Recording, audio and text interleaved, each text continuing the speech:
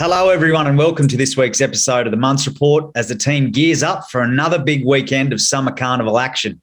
Trainer Chris Muntz joins us hot off the heels of another winning week.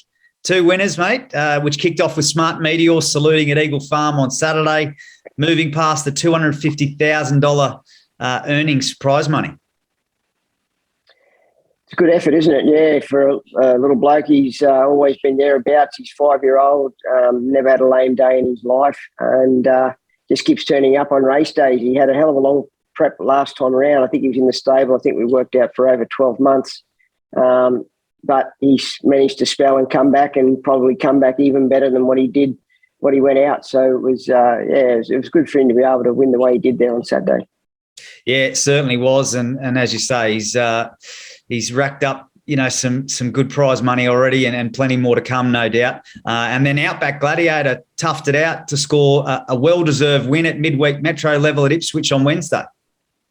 It was well deserved. He was knocking on the door. He was getting out in trip, and seems to be a key to him. I've been wanting to get him out in trip for quite some time, but he was always a bit of I suppose, fragile is probably the best way to describe him. He was always a bit soft, and every time we put pressure on him, he would not cope with it very well. But this time round, he's really handled his workload nicely, and his racing, he's handled it terrific. So it was good to see him break through.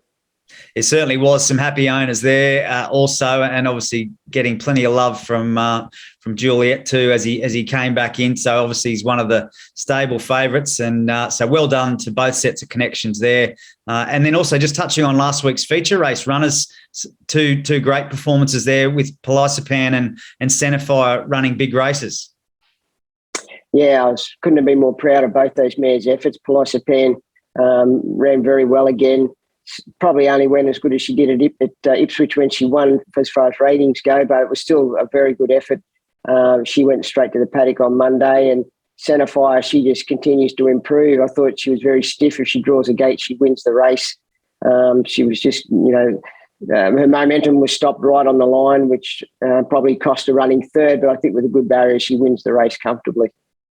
Yeah, sure. That was obviously the list just now. And Polisipan, for her second in the Gateway, a cool $46,000. So obviously it was a big prize money race. So she's done a great job, throughout her career, but particularly this preparation also. Yeah, that's right. I mean, she only had the 3 runs for a win in 2 seconds, but that was always our plan, just to give her a light prep, spell her, and then we can focus on the winter. Yeah, exciting times ahead for both those sets of connections with those girls there. All right, well, let's get into the preview this week. Friday night at the Sunshine Coast, you do have 2 runners engaged there in Emma Sam and Harmony Street, but likely Harmony Street will be the only runner for the team there in a maiden plate for the boys over 1,400 metres, drawn barrier 5 for Tiff Brooker, and I guess looking to build on what he did at his first career start. Yeah, well, he's a big green, immature horse, this guy, but he's a good mover. He works quite well, and I'm quite confident he's going to win his share of races. Whether it's this time around or not, I don't know. But from a good draw up to the 1,400, I think he should be able to put himself up on the speed, and I'm sure he'll run a much improved race for us there on Friday night. Yeah, very good. Well, good luck to his big set of connections there, big set of owners. So fingers crossed he can keep progressing. We then move over to Eagle Farm Saturday, the big one. You've got 2 last start winners and a Group 3 place getter representing the team here. So lots to get up for. Jetty lines up for strong bloodstock team in the Class 3 plate over the 1,400. We spoke about him last week. He stormed home first up and races well at Eagle Farm. He does. He races quite well there, although he hasn't won. He's run, I think, 4 seconds there out of 6 starts. So he handles the track well, which is a positive. His first up win was very good. There's a lack of speed in this race on Saturday, so where he gets to, I'm not too sure. But he seems to be very bright and well, and he's handling his racing beautifully. And I think that there's no reason why he wouldn't run another very good race for us. Yeah, well, he was good first up, wasn't he? So Boris Thornton to ride there from barrier 6. So good luck to his ownership group. We then move over to Rhapsody Rose in the $200,000 listed gold edition plate over the 1,200. Spoke about her last week. Obviously, she won the listed mode plate. shooting for 3 straight wins and drawn nicely for Ryan Maloney here. She has. She's drawn a really nice barrier 3, first time for quite some time, but I think she'll have enough freshness in the legs to be able to make use of it. Whether that's lead or sit outside lead, she's got options there to her. That'll be left up to Ryan as to how he rides it, because I'm sure there'll be other trainers in the race telling their jockeys to go forward and try and lead and soften her up, and there'll be other jockeys with the same mindset. So, Ryan's just going to have to be ready to keep his options open and just put her in the right spot. She's not necessarily a one-dimensional leader. She can sit outside lead or be second, third, fourth sort of thing. So I don't really think it matters where she is in the run. I'm sure she'll be very genuine again and be hard to beat. So just happy to see how it all unfolds. As you say, she's not she's got a bit of versatility there, just where she settles in the run. That's right. Yeah, I mean, look, there's 2 or 3 in the race who've got a little bit of speed, but whether they've got her sort of speed, I'm not sure. And if they took her on, I'd say they're probably only going to kill themselves anyway. So there's probably not value in them taking her on, to be honest. But I mean, I've got no doubt there'll be a few there trying to do that. So that'll be up to Ryan to have to work it out, and I'm sure he will. Very good. Well, good luck to the Honourable Peter McGauran and Pinecliff Racing there. As we touched on last week, they've had a great ride with this filly so far, and set to continue into the future. We then move over to Stampy, who rounds out the program in the $150,000 listed Loftney Stakes over the 1400. He was placed in the Group 3 George Moore behind Zoo Style last start, a really brave run, and up to the 1400 metres here, where he's 3 starts for a win and a second at the Track and Trip.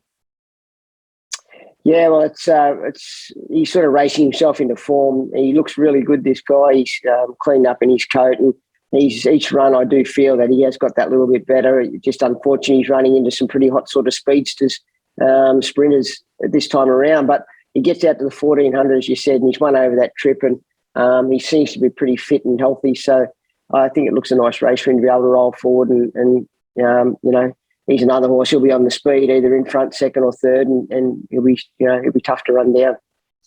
He sure will. Hopefully gives another brave sight for the owners there, Phil Gutsky and Mel Schumacher. All right, well, that rounds out the big meeting at Eagle Farm. We then move over to Gold Coast Saturday, where there's 2 runners engaged here. Kitty Kitty Bang Bang. She's obviously a consistent mare who's been knocking on the door, hasn't she, and steps up to the 1,800 metres here for the first time. How do you think she'll handle that? Well, look, she's racing very honestly. You take the eventual winner out of the race there last start, and she wins by 3 or 4 lengths, So I don't think that she ran bad the other day. She just ran into a very smart maidener. So it was she's racing well. She's drawn nicely in barrier 1 with Tiff Brooker to ride, who I'm sure will give her a nice ride throughout the race and present her to win at the right time when she's ready. Very good. Yeah, as you mentioned, Tiff Brooker back aboard, and good luck to the girls involved there with Kitty. Hancock's Bloodstock have Jabali Gold in a Class 4 handicap. He was the last start winner on the Poly track. How do you think he's gonna go here? Well, he's in a good form. He's come back this prep really well. His first up run was good, and then he come out and won, as you said, on the Poly track. And although he's up in grade on Saturday, he's down in weight. Got a good draw. Mona Pot guided to take a little bit of weight off his back. So I think he has got a few positives in his favour going to the races on Saturday. Obviously, we don't want a wet track down there, but I mean, if a little bit of give out of it would be good. But look, I think he's racing as well as he can in this sort of greater horse. Okay, very good. Well, good luck to the Hancock's Bloodstock team and the big ownership group there. We then move over to Sunshine Coast on Sunday, where Emma Sam is entered, as we touched on earlier, also entered for the Friday night meeting, but is drawn nicely here in a fillies and mares maiden handicap over the 1,000 metres. So I guess at this stage you're leaning there. She's a 5th emergency at the Friday night meeting. Yeah, I suppose she'll be unlikely getting a run on Friday night, so it looks like she'll be going around Sunday, which isn't a bad thing. It's fillies and mares maiden. She's drawn nicely. Just been waiting for a dry track with this mare. We've got her sent to us by Harry Reid from Sydney, and she'd had 2 runs down there on wet tracks, which she didn't seem to go on at all. So really been just concentrating on waiting for a dry track and getting to learn a bit more about her. She's a fast sort of filly, but she's not necessarily from her past form, she's not necessarily just a one-dimensional leader. She can sort of come from anywhere. So I thought the trial that we gave her a few weeks back now was encouraging. So, it'll be more, I think, just having a look and learn a bit about her on Sunday. But I do think that she's got the ability to be competitive. Okay, yeah, excited to see her step out for the first time for Reed Racing, as you mentioned. So they're the runners, mate. Just quickly touching on some of the babies, some of the ready-to-run purchases that you made recently. They stepped out for a jump out at Eagle Farm this morning, the next stage in their education as they look to head towards trialling and racing. And I believe they went well. You're happy with their performances? Yeah, I was extremely happy, Adam. They hadn't really been put under a lot of pressure up until now. They hadn't had a hard gallop as such. So to see him jump out and do everything very professionally today, it was very pleasing. The Schwarzschild, he was probably a bit more forward than the Whittington, but having said that, the Whittington still trialled up very well, jumped out quite well. But I'm very happy with both colts. They'll both go to the trials now in the coming weeks once we can manage to get names for them, and I'm sure we'll have a bit of fun with them going forward. Yeah, I'm sure you will. Exciting time for the owners that are already on board with those two. So I believe the Whittington's already wrapped up, but there is still some ownership opportunities available in the Schwarzschild. So if you do want to get on board, be quick, because obviously the naming process is happening and they'll be off to the trials. So you can contact admin@muntzracing.com.au for that one. All right. Well, big weekend of racing coming up. It's been a great, few weeks for the team in form and everyone's humming. So good luck to everyone over the weekend. Good on you, Adam. Thanks very much.